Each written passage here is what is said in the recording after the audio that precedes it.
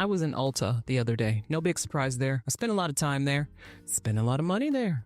But this isn't about Ulta. It's not about makeup. It's about the conversation that was going on. There were some girlies chatting up about their Galentine's Day. How did you spend your Galentine's? And I hadn't heard of Galentine's until I think it was Parks and Rec.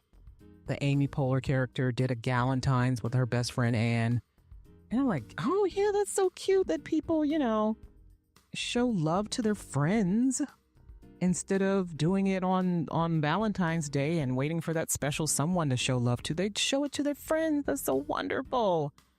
Then I'm like, oh, Galentine's, that means Valentine's Day is coming up. That means people are going to be rushing out to buy heart-shaped this and heart-shaped that and dark chocolate edible panties and, I don't know, underwear in the shape of rosebuds and probably getting engaged, probably at hotels, setting them people's rooms on fire with those little tea light candles.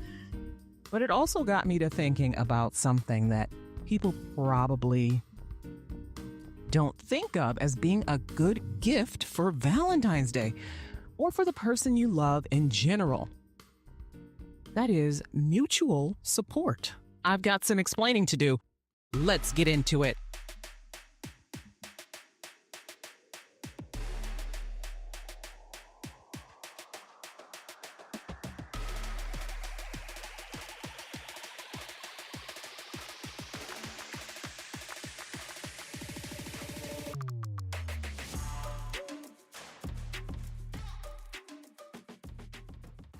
Hey everyone, welcome back for another episode of Ayana Explains It All, the podcast bridging the gap between current events and human behavior.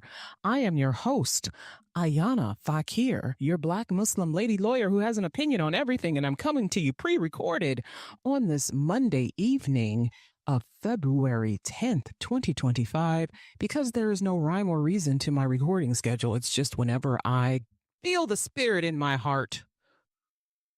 But I am in Ohio. It's apparently still winter. God help me. Every time I go outside, it's some new form of cold. It's like icy cold, windy cold, snowy cold. Today it's icy cold. I managed not to fall. I managed not to slip and fall anywhere, which is, alhamdulillah, thank you, God.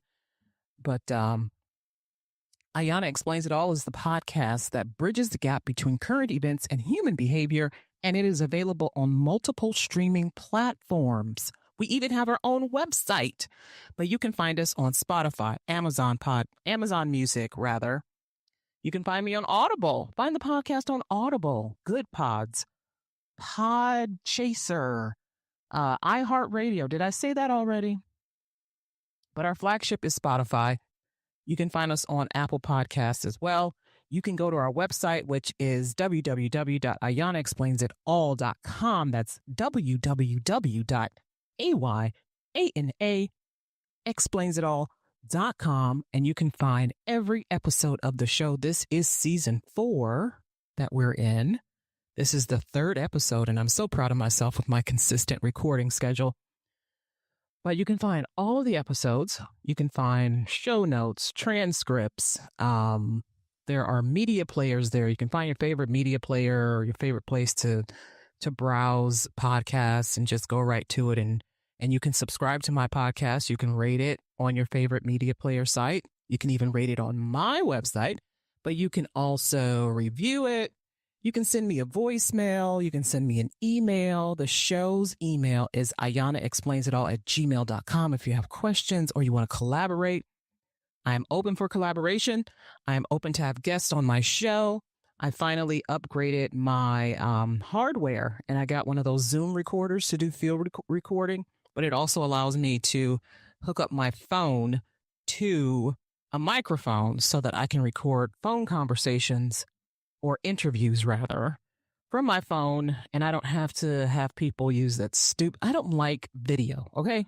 Not comfortable with video yet, but I also don't like the video integration in my editing software because it glitches and and it depends on people's networks. And also people have to have good microphone and headphone equipment and things. And whereas this, you can just call me on your phone. Just Just you already got your phone in your hand. Call me on your phone. We can do an interview. We can talk about whatever you want to talk about. I talk about all kinds of things here. I talk about relationships, parenting, jobs, obviously. I talk about politics and government. I talk about history. I talk about race relations. I talk about religion. I am Muslim.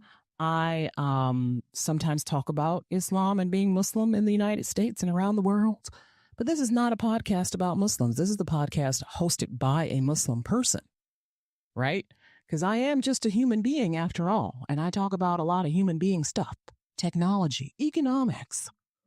I am your PBS NewsHour. If you want to sponsor the show, please.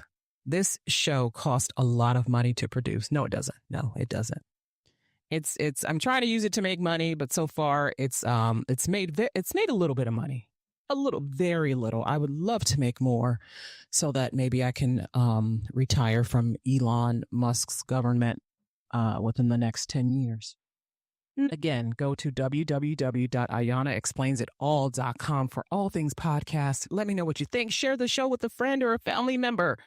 Tell them that you know this Muslim woman who has an opinion on everything, and she just wants to share her opinion. I just want to share with you.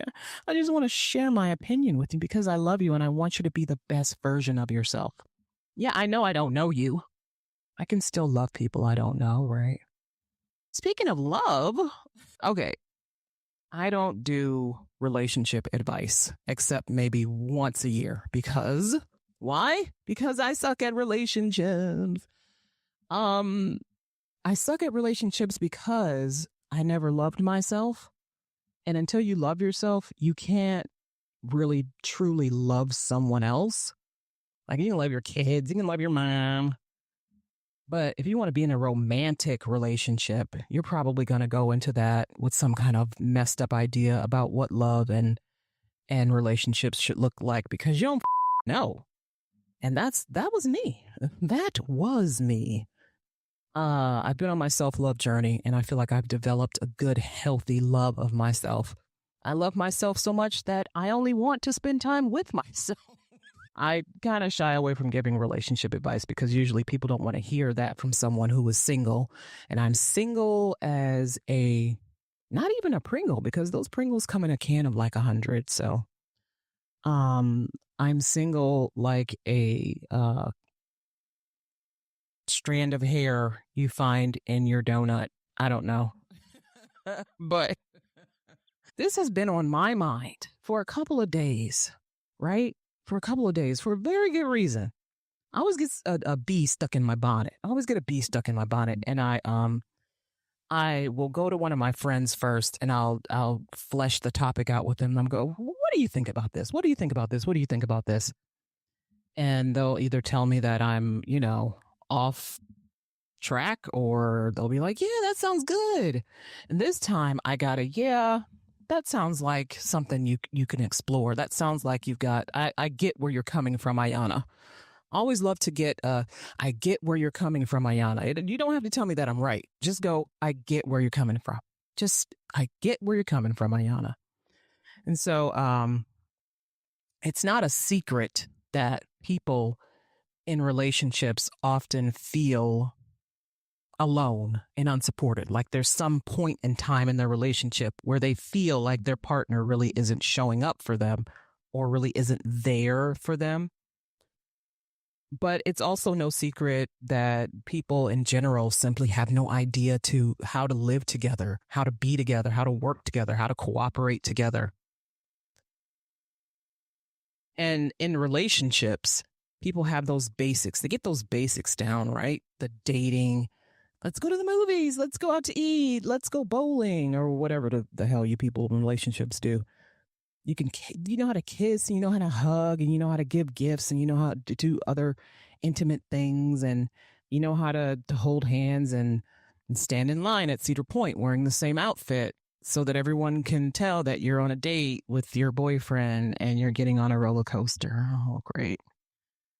But when you ask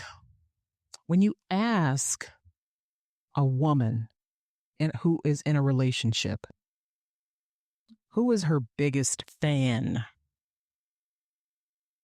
Does she say it's her partner?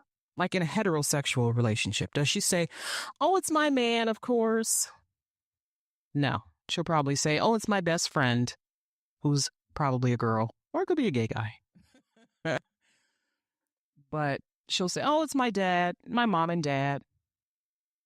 You ask a man who his biggest fan is, he's going to say, oh, my girlfriend or my wife, for sure. For sure. She's my biggest fan. Why is that? Why are women their man's biggest fan, their biggest support, their loudest cheerleader? But for women, their man is not their biggest support, their biggest cheerleader, their champion. Why is that? And I've talked with my therapist about this, and she says, she's hilarious. She says, men don't want a partner. Men don't want a partner. They want a warm body. They want somebody to take care of them. They're not looking for someone to champion, somebody that they have to be there for. They're looking for someone who's going to be there for them, who's going to physically support them. And that physical support is duties and tasks and going to the office parties with them and doing all the things that make them feel good when they come home and they don't have to worry about their clothes are washed, their meal is cooked, the floor's not dirty. Not that they even care because they probably like it that way. But women want a partner, right? Women want partners. We want to partner. That's what we want. That's in our nature to want that. Or that's how we've been nurtured. That's how we've been groomed. As we've grown up, that's what we've been groomed to look for. A partner. Someone who's going to do all the little things for us, with us, around us, to us, and we'll do the same for them because there's this mutual giving and taking. There's giving and taking, giving and taking. But most women find themselves giving, and the man doing a lot of taking, and they're not getting, there's no reciprocation, right? Remember that famous line from that Lauryn Hill song? Tell me who I have to be to gain some reciprocity, because no one loves you more than me, and no one ever will. You see that people forget about that part, because no one loves you more than me. That means she is his biggest fan, his biggest, greatest fan. And she's been giving him all of that energy. And she hasn't been receiving any from him because he's not giving it. Not because she's not open to receiving it, but because he has not been giving it to her. But she's been giving it to him. And us women, we don't like to admit when something is over. So we will give and give and give. We'll give for years, 10, 20, 30, 40 years. I saw a video. This woman the other day, she was like, we've been married for 50 years, but I'm tired of being cheated on, so I'm leaving him. At some point, we are done.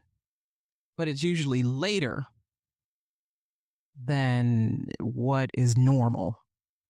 We're done in our heads, but we stay because there's a comfortability, there's a familiarity.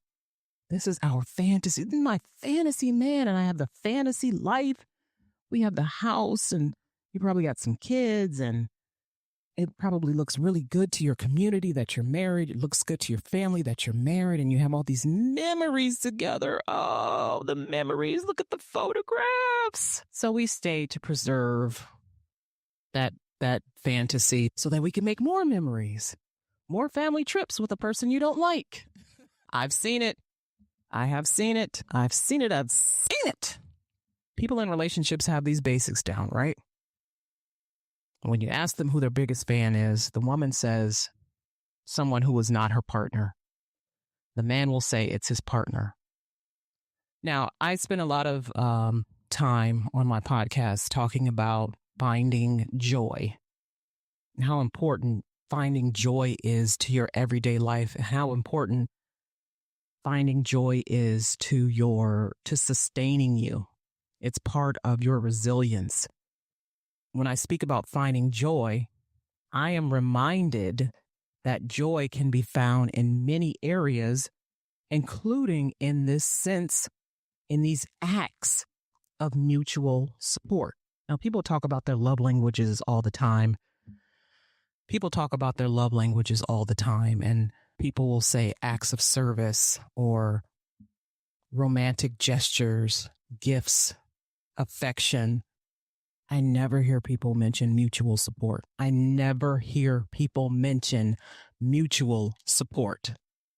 Mutual support is a love language. I do for you, you do for me. But not even you do for me because I do for you. You do for me because we are in this together. We're doing for each other. I never hear anybody mention mutual support. And mutual support applies not only in romantic relationships, it applies in many different dynamics like coworker relationships, right? You cover for someone who has to leave early because they have to take their kid to a baseball game, or they got a sick kid or something. Or somebody in your community needs their rent paid. And you show up for them because you've known them. You know they're a good person. Somebody in your apartment building needs their rent paid. Here, I'll cover your rent. I know it's not exactly far fetched, but what do you think all these GoFundMe's are? These GoFundMe's are a form of mutual support. I mean, what you're getting back from the person may just be a thank you, but you're helping to support people who are in need of something. They need something covered. And you're showing up for them to help them get that covered. And they thank you and they're grateful. Mutual support in our communities. We show up to replace trees that have burned down, park benches that have been rusted. We show up to fix up park equipment so that children can have a place to play. And what we get back from them is seeing the joy on their faces when they get to the park and they see that they have something to use to play with the swings and the jungle gyms and stuff. You support your communities this way. I don't hear people mentioning mutual support as a love language, but it absolutely is. And it is something that you should expect. Like other love languages, you should expect that too. If this is how you feel fulfilled in a relationship, if that affirms you in a relationship, your partner should be giving that to you. But they have to know that. You got to tell them that. If you say my love language is acts of service, well, then your partner should keep that in mind when they want to do something special for you or when you need them to show up for you. Because see, mutual support it's about showing up. Most of it is just about showing up, and how do you show up for the people you love? They're sick and they're in the hospital. You are there. You drop all your shit and you go to the hospital and you are there with them. They need you to pick them up from work every day. You're there picking them up from work every day. They need you to fix them lunch. Fix them lunch. You got lunch, they got dinner. Or you got dinner and they got lunch. And you guys do breakfast together. Or, one is washing clothes and one is picking up the dry cleaning, dropping off the dry cleaning. One is washing, one is drying. It's not a tag team, but it's a team. It's not one person doing everything. And then the other person is going to work and coming home and getting on the game or sitting on the couch watching basketball, football, butt ball, whatever the hell is on TV. It's not an imbalance. It is balanced. It's not even perfect because at any time in a relationship, you're going to have to wear a bunch of different hats for the person you're with. You do this for your kids too. You do this for your parents. You do this for your siblings. You do this for your friends. And I will see that there are people who show up for their friends and family better than they show up for their romantic partners. It's crazy. And if you're in a relationship where people are doing more for their friends and their mama and daddy, if you see that they're showing up for other people, like their best friend, hey, he needs me to help him move. But when you ask them to take out the trash, it takes them 5, 6, 7, 8, 9, 10 hours. But when their buddy calls and says, hey, I need you to help me unload some lumber from my truck, they're hopping up, getting out of the house. They love spending time with their friends more than they love spending time with you. They love doing things for their friends more than they love doing things for you. That is not something you can fix. It is not something you can fix. You can yell and scream, and it might change for a couple of weeks, couple of days, but eventually it's going to revert back to the way it was that pissed you off. And you're either going to have to decide, hey, I'm just going to put up with it because I love being with this person, or you're going to have to leave, break up. And let me just say, it is okay to break up. It is. Please, I insist.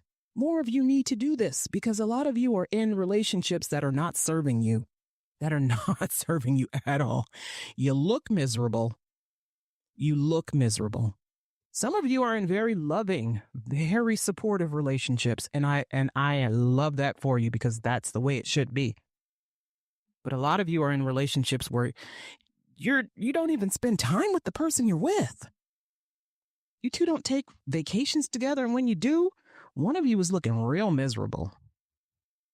You should want to spend time with the person you're in a relationship with, even if you've been together for 50 freaking years. You should want to spend some amount of time together. Like kind of, you come home from work and you just sit and unload download everything that's happened, and then the one person sits and listens. They just listen. They just listen. They have a supportive ear. See, supportive ear. But what made me think of this? What made you think of this, Ayana? This time it's something in the celebrity world. Taylor Swift, the songstress, the singer, the entertainer, is dating Travis Kelce, who plays apparently some kind of American sports ball game.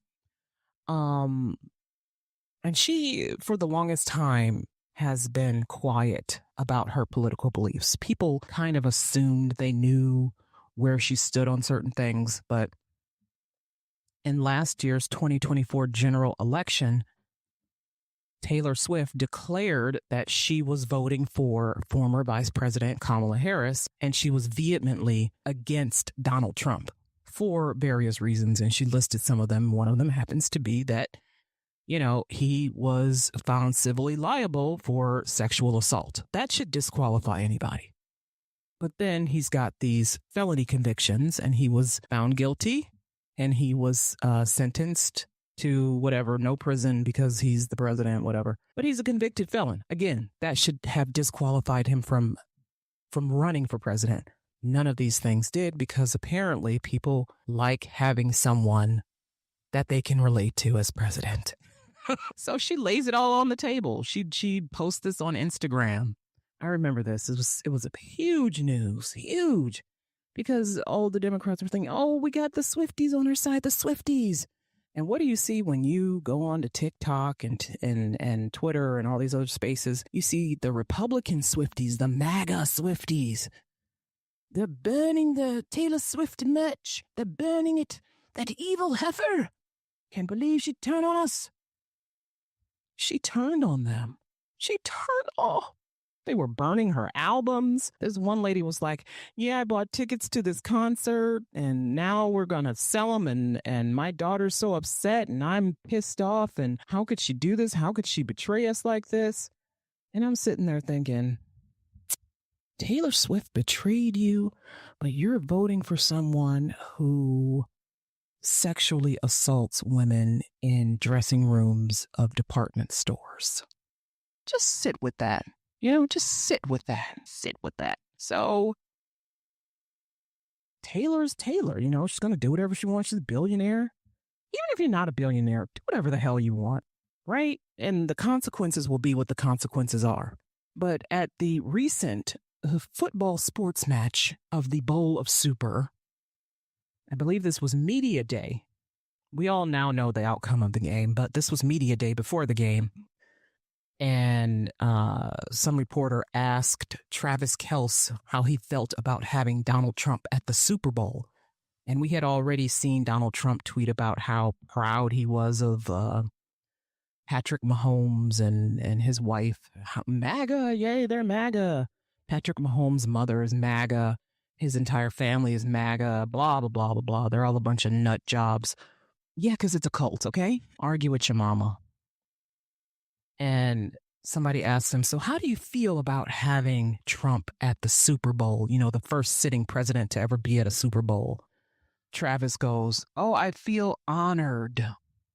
Now, when Taylor Swift said what she said about Donald Trump and she was going to vote for Kamala Harris, Donald Trump went after Taylor Swift.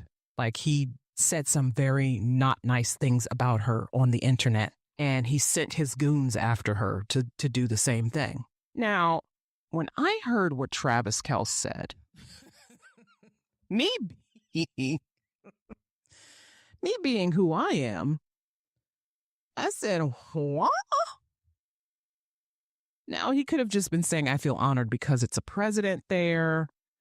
He felt honored because Trump was there. Trump, the president, was there. He didn't have anything negative or nasty to say about Trump. I'm sure he knew what the consequences of that would be. Although now that they've lost the game, if he wanted to come out and say how he really felt, we're all waiting. But he said, I feel honored, and I'm so glad that he can watch me play, or something stupid, where it was clear that he was happy that Trump was going to be there watching the game. Now, if that was my man, if he wanted to stay my man, he would not be given any kind of shine, any kind of time to someone who talks shit about me publicly, okay?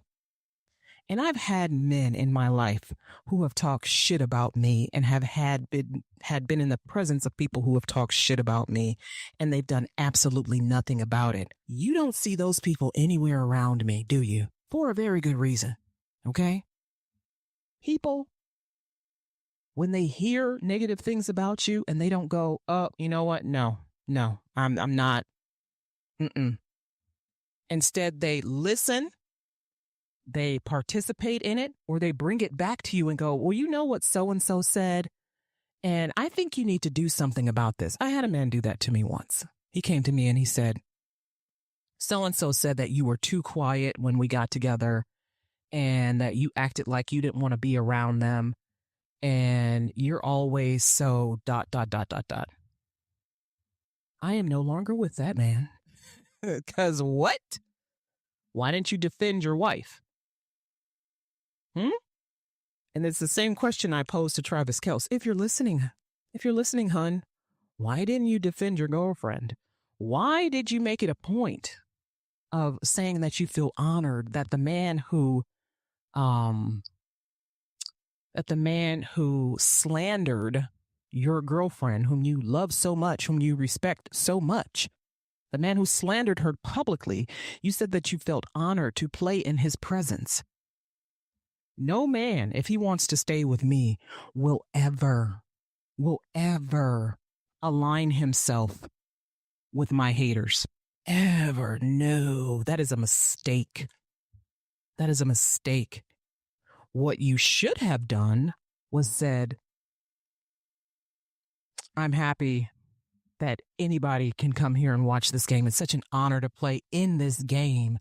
And I'm happy that everyone will get to see me play, or everyone will get to see our team play.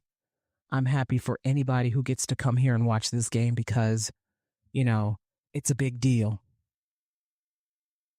Or you could have said nothing. I mean, there were a few players who actually said nothing, and that says a lot. You could have just said, wow, you know what? The sun is shining in New Orleans. The weather is, and people would have made of it whatever they wanted to, but they also would have made of it, he's doing that because his girlfriend is Taylor Swift, and Trump has talked shit about his girlfriend, and he is on the side of his girlfriend. Travis Kelce is on the side of Travis Kelce, okay? Travis Kelce is on his own side. Taylor Swift is in a relationship with a man who is on his own side. And it shows. It shows so badly. And I remember the day that he said that, I posted on Threads. I said, by the way, the show is on Threads, but I'm also on Threads and Facebook and Instagram and TikTok. The show is on all the social medias. You can check it out. You can find all that information on the website, but I posted on Threads and Facebook. Taylor, it's not too late to dump Travis Kelce. It's 11:19 p.m. Yes, you can dump a man before his big. And the responses I got on Facebook were laughs, but on Threads it was, honey, you can't abandon him to dump her boyfriend because he got the political belief and the honey and why was to do that? And this is so stupid. And I know the talking about it. Listen, I know what I'm talking about, okay? I can read people. I read people's energy. What people do or don't do, they say or they don't say, that silence speaks volumes. And I read one article and was like, well, in private, she really doesn't care that he said that. It's not really a big deal. Bullshit. Not only that, but the fact that they have now lost the Super Bowl, it's going to be even more glaring. The fact that Trump was there and he was rooting for the Chiefs and the Chiefs lost, and Travis was honored to have Trump at the game where he lost.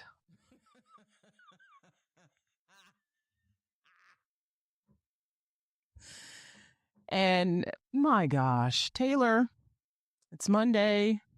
Yes, you can dump a guy before Valentine's Day. You can. You can dump him after Valentine's Day. You could wake up on midnight, February 14th, and go, you know what? Yeah, I'm just going to head out.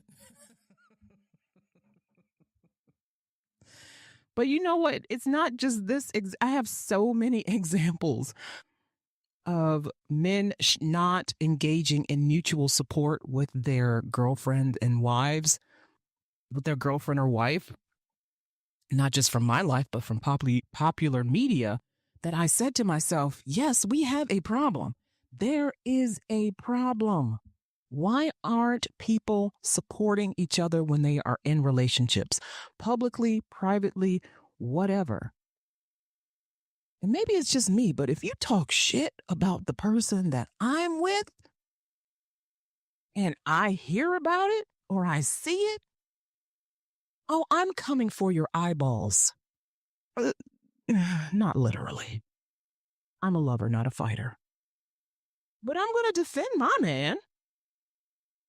I mean, if he's wrong, he's wrong. But a lot of y'all just be online talking shit. And a lot of y'all be on the phone talking shit. And a lot of y'all just be places talking shit about people. You like to talk mess about people. I have had to defend the man that I'm with many, many, many times over the years when I'm with him. Because there's always somebody who doesn't like something about the way he looks or the way he talks or the way he acts. It never fails with any man I've ever been with. There's always somebody who's going to talk some kind of smack. And this is why I had to cut people out of not only my relationships, but my life. Because people always have something to say. Always. And it wasn't that I wasn't going to just ignore them. Just ignore the haters. Shake them off. No, I'm not going to surround myself with people who, whenever I have something good going on in my life, they have something negative to say. Whenever I have something that brings me happiness, they have something negative to say about it. Or they minimize it, treat it as if it's not a big deal because it has nothing to do with them. Those people are not around me. I only surround myself with people who are supportive. That's it. I surround myself with people who are supportive, period. And I am supportive of the people who choose to have me in their life. Period. Period. Mutual support is for everything. Romantic relationships, friendships, familial relationships, work relationships. You know how people gatekeep things? People do that at work. They do it online, they do it at work. People gatekeep things because they don't want you to have what they have. They don't want you to look how they look or have the opportunities that they have. So they keep the information to themselves, even though you've known them for a long time and you've supported them for a long time. They won't share their knowledge with you. Yeah, sharing knowledge is mutual support too. But there are people who will gatekeep. But another example of this, and this is also from popular media, and I can't stand this person, but J.D. Vance, the current vice president of these United States. And this was, and I can't even believe people didn't like hop on this right away. I feel like I was one of the first people to go, huh? You did what? Girl, that ain't your man. This is how you know a man ain't your man. He ain't your man, okay? Vance is married to Usha Vance, his wife. They've been married for a while. They have 3 children together. Usha Vance is Indian American. She's Indian. J.D. Vance recently went on to Twitter because that's where the maggots meet. And he expressed his concern that a young man had resigned from the DOGE. I guess it's an advisory committee of some things of some sort in the federal government. It sounds made up to me, honestly. I've never seen any congressional approval of it. But this young man resigned from the DOGE because tweets that he had made in the past that are extremely vile and disgusting and racist surfaced. And he thought, you know what? I'm just going to bow out. You're not going to cancel me. He quit his job. And J.D. Vance goes, I don't think a young man should have to, I don't think a young man should have to quit his job because of statements he made when he was, because of statements he made in the past. And now the statements, you're probably asking what those statements are. Here's what the youngin said. He said, just for the record, I was racist before it was cool. And another one said, normalize Indian hate. And then another one said, you could not pay me to marry outside of my ethnicity.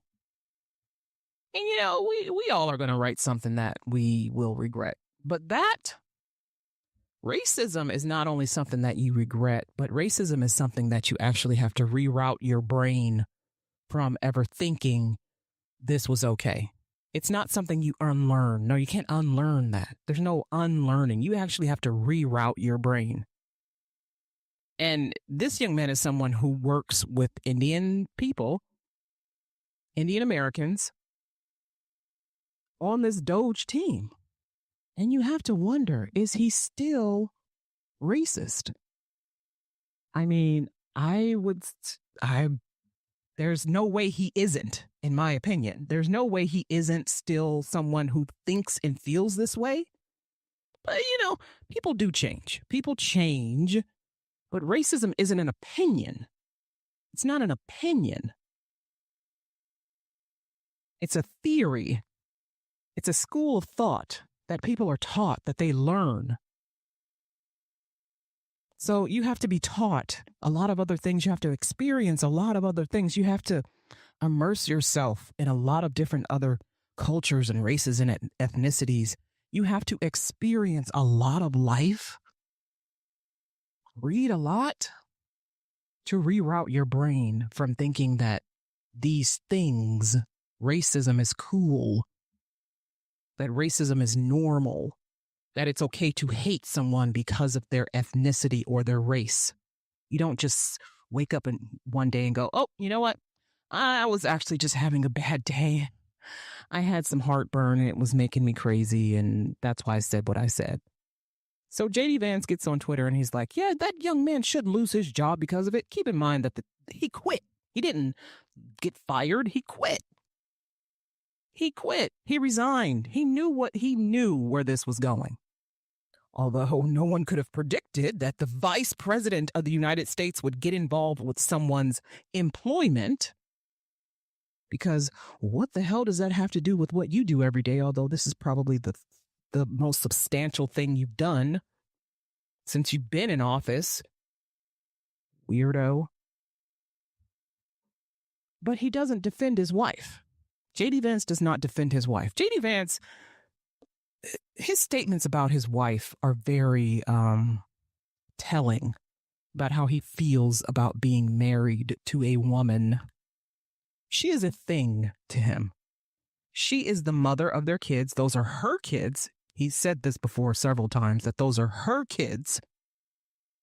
She's probably a trad wife at this point.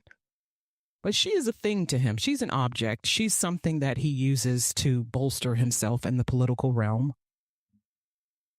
She's not someone that I'm sure he has some affection for her, but he doesn't defend this woman. He doesn't guard this woman. You couldn't get me. You could not get me to say one kind thing about someone who has been racist towards someone I love and spend every day of my life with. Let alone ask their former boss to give them their job back. Hell no. Hell no. Are you crazy?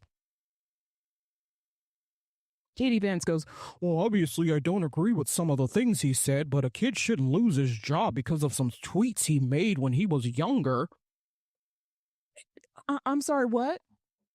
Is that all it is? Just some tweets he made when he was younger? So it's not his actual brain that believes racism is okay, that racism is the way to go, that racism is cool. That's not the problem. It's the fact that he said it out loud. That's what you have a problem with? So if he had just kept quiet about it, nobody would have ever known that there was this xenophobe, this pig hiding among their ranks, secretly hating them because of who they are, because of their immutable characteristics. It's the fact that he said it, not the fact that he feels that way. This is how he feels about your wife and your kids who are half Indian. You didn't defend your wife. You didn't defend your kids. You didn't condemn racism. You didn't condemn his racism. You didn't condemn what he said. You condemned him losing his job because of what he said. And then you use some line about, oh, you're Christian, you got to show people grace. No, the fuck you do not. I don't know what kind of Christianity you practice, sir. But Christianity, like Islam, is not a blank check for you to be an asshole because you think somebody's going to forgive you and show you grace. Why did you insert yourself in that conversation? Why? Why did you insert yourself in that? You didn't have to. It had nothing to do with you. You went out of your way. You went online to read this and then to comment on it online and then to advocate for this person getting their job back online. You had to actively do all of that. You know how much energy it takes to hate your wife that much? You hate your wife. Usha Vance, that ain't your man. He hates you. And there are women in relationships right now where their partner hates the hell out of them. Sometimes your man is your biggest hater. Sometimes your man is your biggest hater. And you're going to have to come to terms with that and find out what you're going to do about it. Because it's not going to change. It just gets worse. It gets worse. Now, I'm not saying these people don't like each other. But at the time, there was a rumor swirling about why Michelle Obama was not present at Jimmy Carter's funeral service when Barack Obama was there and all the other former first ladies were there. People started talking about, oh, I heard that they're getting a divorce because Barack Obama is in love with Jennifer Aniston. It sounds stupid. It sounds stupid because it is stupid. But Michelle Obama is doing what a lot of Black women are doing right now, and that is resting the fuck, okay? Resting TF. Resting the... Because we are tired of showing up for people who don't show up for us. We are tired. We are over showing up for people who do not show up for us. We are tired of not receiving what we give to others. And Michelle Obama was one of the Democrats who worked tirelessly to help get Vice President Kamala Harris elected. And she has endured a lot of nastiness, a lot of vile, disgusting comments about her sexuality, her hair, her body build, her face, her everything. Everything. And some of that has come from Donald Trump and his maggots. Here it is, Barack Obama sitting next to Trump at Jimmy Carter's funeral service. I know he's being diplomatic. He has to be diplomatic. He's a former president of the United States. He has to show, some decorum. Nobody else wanted to sit next to Trump. Nobody else was talking to him. Here goes Barack Obama. He's being a good guy. He's being folksy. Sitting there, and I don't know what they were talking about. They could have just been talking about, oh, look at the funeral program. Look at this nice paper they printed it on. But I tell you what, if you're on my side, you're not even cracking a smile at somebody who talks shit about me. Not at all. And I'm not saying I control people, but if somebody got online and said the things about Michelle Obama that Trump and his maggots have said about her, you couldn't even smell me. That's how far away from you I would be. But hey, I'm just me. I'm just a podcast host, lawyer, single mother, scratching and surviving. I don't know that world. I don't know that. You don't know the celebrity world, Ayana. These people are millionaires and billionaires. You don't know their world. You don't know what they have to do to get by, to get through. They have to do a lot of things they don't want to do. They have to say a lot of things they don't want to say, and then they have to keep quiet about a lot of things that they don't want to keep quiet about. You just don't know. Okay. Whatever. Michelle Obama also wasn't at that inauguration, was she? Guess who got booed at the inauguration?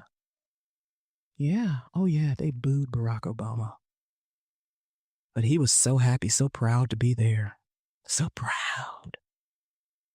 He got booed. Better listen to your wife. Better show your wife support. If she's not there, you shouldn't be there either. I mean, he could have easily said no. Could have easily said no. No, Barack, he's always got to show up. Always got to be seen. But that mutual support, it goes so many ways and it applies in so many dynamics that when you get tired, you're tired, you're done.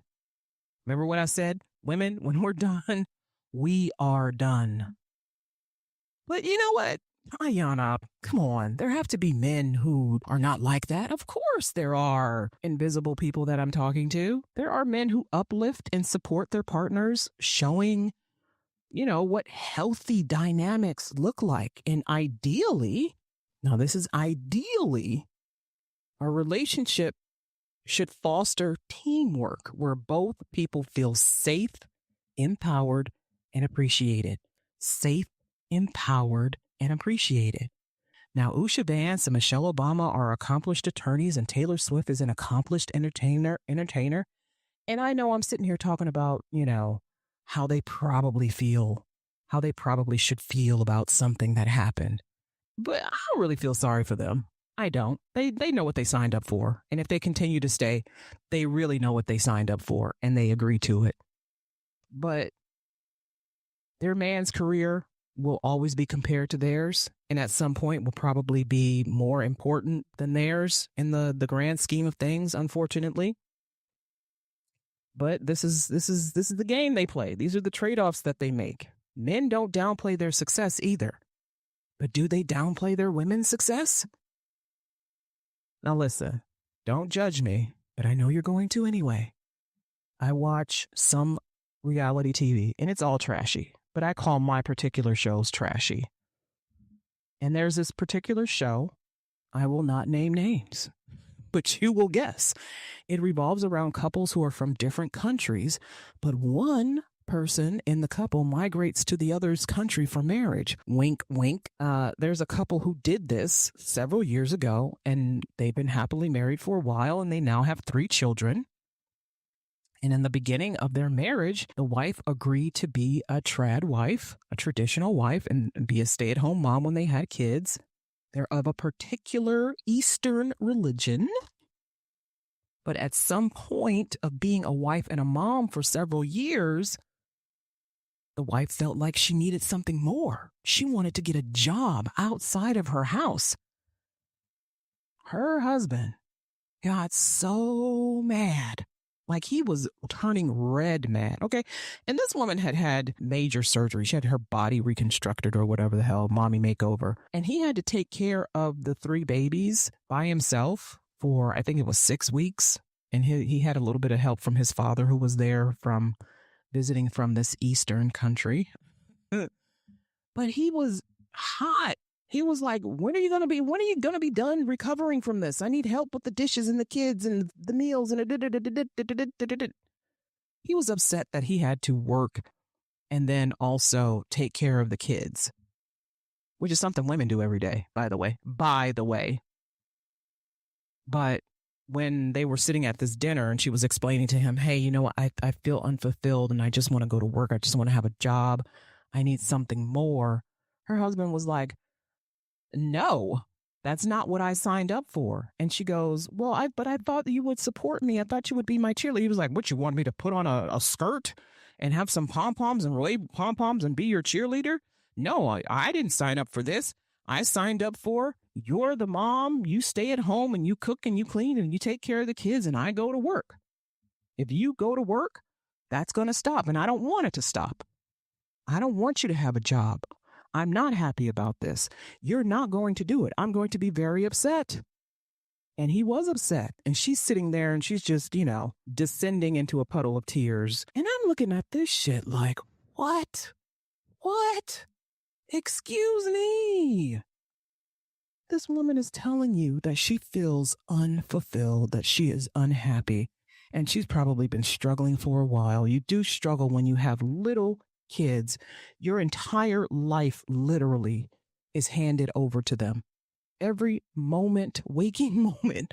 I say this as the single mom of 2 kids who has only recently, because mine are 17 and 20, who has only recently begun to have my own life. Your entire life becomes about your children. Your whole life. You can't even sleep at night because you're thinking about some shit the kids have to do the next day. And they've probably got appointments and sports activities and play dates, and they've got to go to school. And what are they going to wear to school? And this reminds me, I have to put money on my daughter's lunch account. And I have to call my son to make sure, to ask him how school is going because he's away at college and da-da-da-da-da-da-da-da. And it gets easier, but not for a long time. Not for a long time. And so you will feel like you've lost yourself. And if you're married and you're not really getting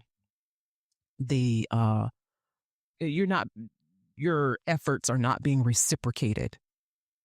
You're the one who has to do all of the home stuff, plus all of the kid stuff. You're probably feeling like you're just a servant, which, essentially, what you are. That's what you've allowed yourself to become. It's what you've allowed yourself to become, even if you agreed to it. At some point, you've got 3 kids versus the one you probably thought you were going to have. And these 3 kids have needs, and then your husband has needs, and then the house has needs.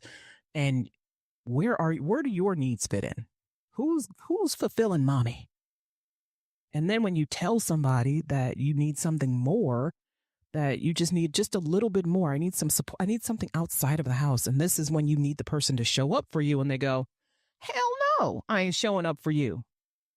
Like, for your man to say that to you? For your man to say that to you? Whoa. Oh my gosh. Now that sucks. That sucks. Oh gosh. You need your person who you've always been, this is my man, this is my husband, I love him so much, he's such a great dad, he's such a when you need that guy to do that for you, and he's like, no, I'm still waiting for you to get up off your ass from your surgery so you can take care of these kids. I didn't sign up for this. Ooh. No, ma'am. No, ma'am. Nope. That might be your husband, but that ain't your man. That ain't your man. He might be your husband, but he ain't your man. And of course, when he gets the chance to see himself on TV, and when he reads the angry tweets from people saying that he's a bully and a chauvinist and a misogynist, and he goes, well, of course I support my wife. She's my wife. She's my world. Blah, blah, blah, blah, blah. I'm not going to let anything happen to her. I want her to be happy, blah, blah, blah. But it's not until you're being shamed for your behavior by thousands of people that suddenly it dawns on you, it occurs to you that maybe you should support your wife, even if it was just an idea she had in her head. You say, baby, you know what? If you need me to pack boxes, if you need me to put labels on boxes, I got you. I'm there. I have spent many a sleepless night helping dudes do some shit. Many, and I have done lots of things and neglected myself to help people who did not reciprocate at all in any way, shape, form, or fashion. And you really don't know that they're like this until they show you. You really don't know, because you see them showing up for their family. They're oh, he's going to do that for me too. Right? You see them showing up for their friends. Oh, he's going to be that way with me too. And then he's not. And then you think it's about you. You think there's something wrong with you. You internalize that. Well, maybe I'm not worthy of having someone show up for me. Maybe I'm not worthy of having someone support me. Maybe I'm not worthy of having someone give to me the love that I give to them. That's bull. You are absolutely worthy of the love that you give to others. You are worthy of the energy that you give to others. Don't ever think that you're too much. Don't ever think that you're doing too much. You're not. You're just doing for other people what you want to have done for you. And no, there's not going to be somebody who's always going to match you 100%. But there are people who won't even fucking try. They won't even try. Right now, there is a man somewhere thinking, okay, Valentine's Day is on Thursday, right? Or on Friday, right? So on Friday morning, I'm going to go to the Dollar Tree and I'm going to see what kind of cards they have. And I'm going to maybe get her some candy that costs like $1 because they sell candy there too. And then on the way to her place, I'm going to sign my name in the card and maybe put $50 in it. And that's going to be what he thinks about her. A last minute gift. A last minute gift. No thought, no personalization. Does she even like candy? I mean, maybe she told you she wanted blah, blah, blah, blah, blah. I know men like to get what they want, and women are usually good at giving it. But what do they call the day after Valentine's Day, or the day before Valentine's Day? Steak in a BJ? That shows you how out of touch I am. I have no idea what you people do. No idea. Someone help me. Anyway, people, we're the love of God. If you have someone in your life who is showing up for you, show up for them.